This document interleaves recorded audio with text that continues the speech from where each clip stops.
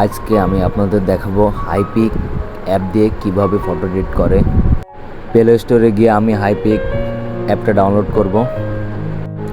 Download করার পরে আমি ওপেন করব। ওপেন করার পর দেখতে পাবো আমার গ্যালারির সব ফটো শো করছে। এর ভিতর থেকে যে ফটোটা আমার ভালো লাগে সেটা আমি নিব। জাস্ট নামের একটা অপশান আছে, এইখানে গিয়ে আমি ক্রপ করব, যতদূর সম্ভব ক্রপ করা যায়।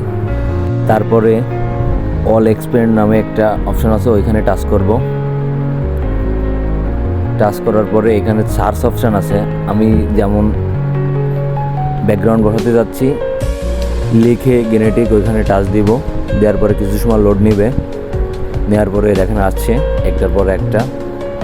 এইভাবেই খুব সহজে আপনারা ফটোর পিছনে ব্যাকগ্রাউন্ড বসাতে পারবেন।